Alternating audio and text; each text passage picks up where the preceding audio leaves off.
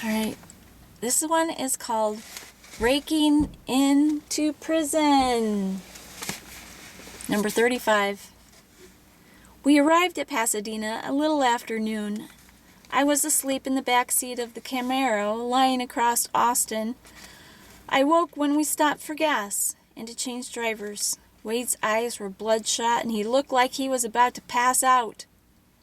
He stumbled into the gas station to use the bathroom. "Where are we?" I asked Jack. "We're in Pasadena," he said. "I need the school's address." "I've got it." I handed Jack the brochure, then got out of the car and stretched. The California air was moist and warm, and in spite of all my worries, it felt good. I looked in the back window and saw that Austin was still snoring, so I went inside the gas station. I got 2 bottles of strawberry-flavored milk and a box of donuts. I knew Austin would be hungry when he awoke. By the time I returned to the car, Wade had climbed in the back and was already fallen asleep. I sat in the front. Wade was pretty tired. I said to Jack, "Yeah, he was. He wouldn't have been here." "What?" "Yeah, he was. He would have been here sooner, but..." He stopped in Lancaster and slept for 4 hours. Jack started the car. "Are you ready?" I was blinking pretty hard. "No, probably never will be." "Let's go." Jack smiled. Nice. Pasadena was lush and green with palm trees everywhere. I was 8 when my mother and I moved from California, and I hadn't been back since. The city seemed foreign to me. "Take Colorado Boulevard to South Allen," I said. "Then turn right." Jack followed my directions. In a few minutes we were on Allen Avenue. "That's the place," I said. "It looks just like the picture, except for the prison fence." Jack parked the car at a gas station about a half a block from the school. "Wade, wake up," he said. "Who?" "We're here." Austin woke as well and started searching for his glasses. He had fallen asleep wearing them, and I had picked them up off the car floor. "Here you go," I said, handing them to him. "Where are we?" he asked. "The school," I said. Austin looking out at the building. "That's a school? It looks more like a prison than a school," Wade said groggily. "How are we going to get inside?" Austin asked. "The fence is at least 12 feet high, and there's barbed wire. And the entrance is guarded," Wade added. "Getting in is not going to be easy," Austin said. I think he meant possible instead of easy. Jack shook his head. "He's right, man." "What are you going to do?" I looked out of the building for a few more moments. Then I sighed. "Well, it's not your problem. You got us here." I reached into my pocket and took out the rest of the money. "Here's the rest." Jack took it without counting. "Thanks. Good luck." "Come on, Austin," I said. As we were climbing out of the car, Jack said, "Look!" I turned back toward the building. A white food service truck was passing through the gate. "Get back inside, I have an idea." We climbed back in, and Jack started up the Camaro. "What's your idea?" I asked. He put on his sunglasses and pulled out into the street. "We're going to borrow that van." "Borrow?" Austin said. "This is life or death, right?" Jack asked. "Absolutely," I replied. We followed the van at a distance about 6 miles, until it pulled into a parking lot. We're there for a fleet of identical vans. 2 men climbed out of the van and walked into the building. As soon as the men were out of sight, Jack parked a couple stalls from the van. "Wade, follow us in the car." He looked at Austin and me. "Let's go." Jack, Austin, and I ran slightly stooped to the van. Stooped means like bent over. I figured we'd have to break the window to get in, but the van was unlocked, and we quickly climbed in. Jack checked on the top of the visor, then in the ashtray for the spare key, but didn't find one. He pulled out a pocket knife, reached under the dash, and began sorting through wires. It only took a few minutes for him to hotwire the car. "These old vans are easy picking," he said. "Where'd you learn that?" I asked. "I'm not a car thief, if you're wondering. My old man's a mechanic." "I wasn't wondering," I said, just impressed. Jack drove out of the lot without drawing any attention.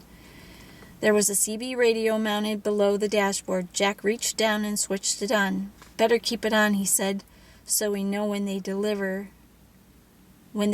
the van's missing." Austin was sitting in the back of the van with a bunch of metal trays stacked in a trolley. He lifted a lid. Chicken cordon bleu," he said. "Don't steal food," I said. "You just stole their van," Austin said.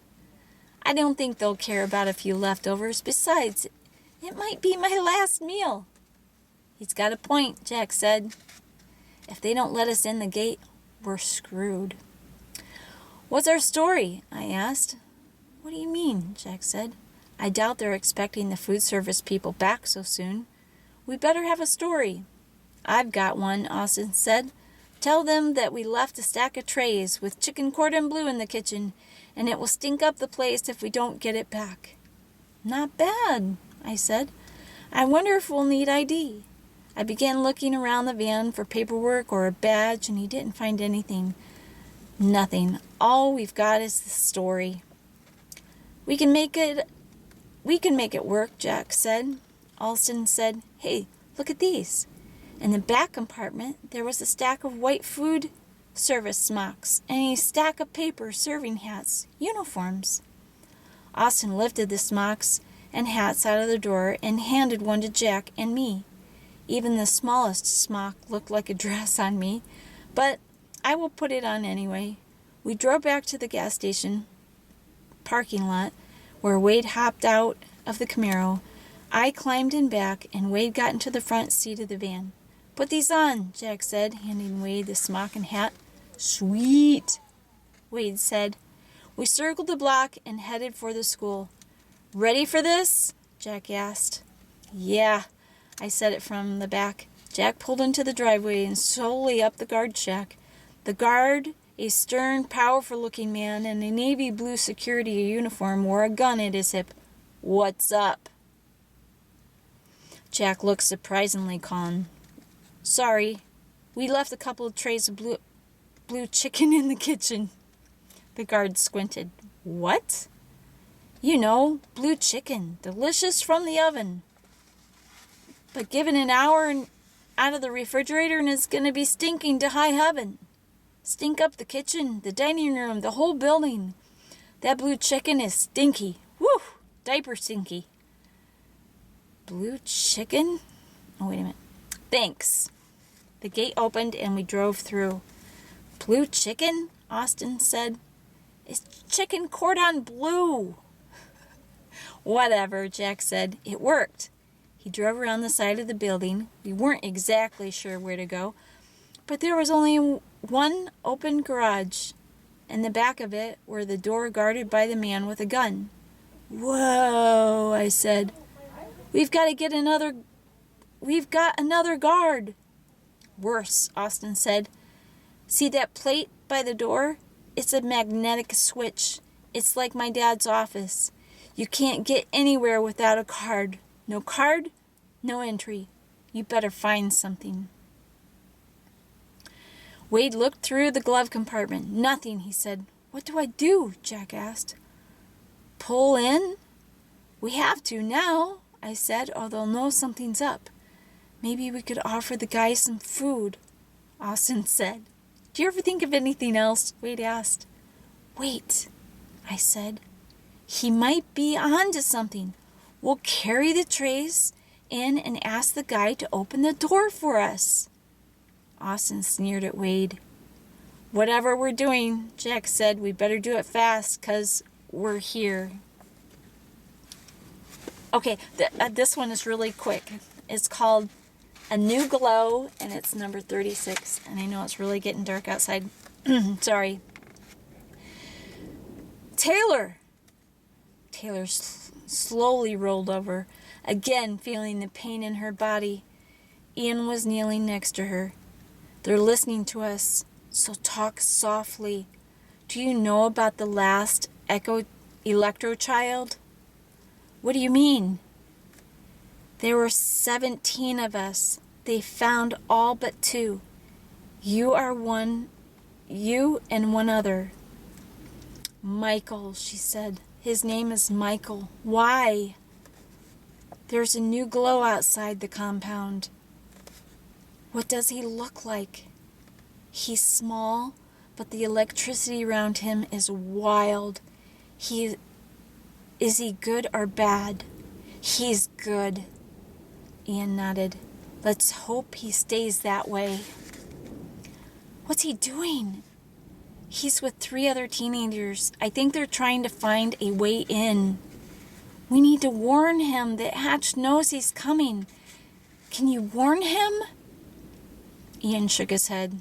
No, I can only see. Taylor covered her eyes.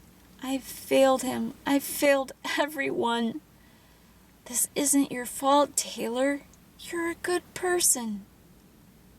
How do you know that? Because you're down here.